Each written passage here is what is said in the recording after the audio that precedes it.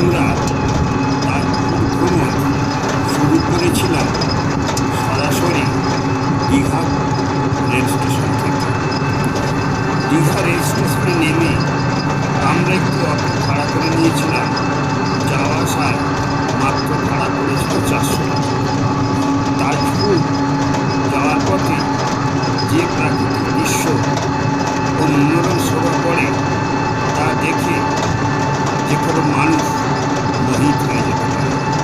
প্রথমেই শুরু হয়েছে গ্রামীণ রাস্তা, দুদিকে গাছপালা ভর্তি, গ্রামের মানুষদের বাড়ি এবং বিভিন্ন গাছের সমাবেশ।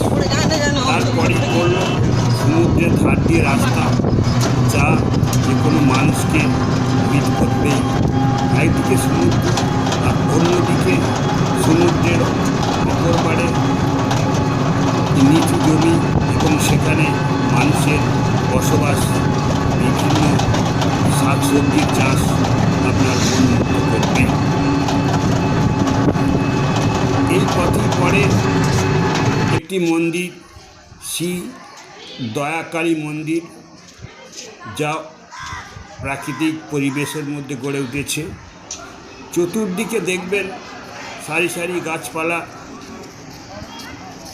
গাছে বিভিন্ন পাখির বসবাস, আর কয়েক একর জায়গা নিয়ে এই মন্দিরটি গড়ে উঠেছে।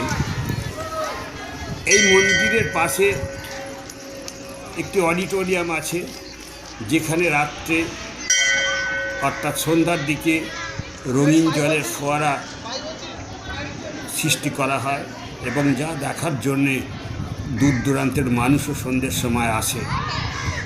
এখানে নিত্য ভোগের ব্যবস্থা আছে, তেমন কোনো অর্থ দিতে হয় না। ইচ্ছা হলে সে ডোনেশন করতে পারে। মন্দির চত্বরটি ঘুরে দেখতে দেখতে আপনি একটা অন্য পরিবেশে পৌঁছে যেতে বাধ্য হবেন। শান্ত নিরিবিলি পরিবেশ, এমন সুন্দর পরিবেশ আপনি খুব কম জায়গাতেই পাবেন। সুতরাং এই মন্দির যারা না দেখবেন তারা অনেক কিছু হারাবেন এবং দীঘার পথে এই মন্দির আপনার ভ্রমণ পথকে খুব মসৃণ করবে। এখানে আপনি পুজো দিতে পারবেন এবং মনস্কামনা পূর্ণর জন্য আপনি প্রার্থনাও করতে পারবেন। এই মন্দির পার্ক দেখার পর আবার আমাদের যাত্রা শুরু হলো তাজপুরের উদ্দেশ্যে। এরপরেও তাজপুরে যাওয়ার পথেও সমুদ্রের ধার দিয়ে পড়ছে মসৃণ রাস্তা, আর একদিকে গ্রামীণ মানুষের বসবাস এবং এখানে কিছু হোটেল পাওয়া যাবে থাকার মতো। স্বল্প মূল্যে আপনারা প্রয়োজন মনে করলেন এই হোটেলে থাকতে পারবেন। থাকার তেমন অভাব এখানে হবে না। এখানে খাওয়া দাওয়া পাওয়া যাবে গ্রামীণ পরিবেশে, আপনি শাক সবজি মাছ ভাত পেয়ে যাবেন। তাছাড়া এখানে সমুদ্রের ধারে কিছু খাড়ি আছে, সেখানে চাষিরা, মৎস্য চাষিরা মাছের ভেড়ি করেছেন।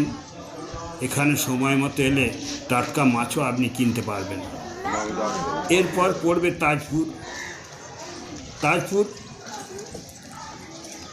অবিকল সমুদ্রে পরিবেশ ধরে রেখেছে, এখানে কোনো কংক্রিট নেই এবং পুরীর মতোই শুধু বালিয়াড়ি আর বালিয়াড়ি। তবে এই তাজপুর দানার প্রভাবে অনেক ক্ষতিগ্রস্ত হয়েছে, প্রচুর ডালপালা ভেঙে গেছে, এখন তার ভাঙাবশেষ পড়ে রয়েছে, তা আপনারা এলে দেখতে পাবেন। এখানে খাবার খুব সুবন্দোবস্ত আছে এবং বসে সমুদ্র দেখার মজাই আলাদা। প্রচুর চেয়ার, টেবিল এবং ছাওয়াযুক্ত জায়গা এখানে রয়েছে। অবিকল প্রাকৃতিক পরিবেশে এই সমুদ্রটি এখনও বজায় আছে, যা আপনার মনকে পরিপূর্ণ করবেই। এরপর আমরা তাজপুর ভ্রমণ শেষে দীঘায় ফিরে এলাম। আমাদের উদ্দেশ্য হোটেল। এখানে প্রচুর দামি কম দামি হোটেল আছে, তবে দালালের পাল্লায় না পড়ে নিজেরা হোটেল দেখে নেয়।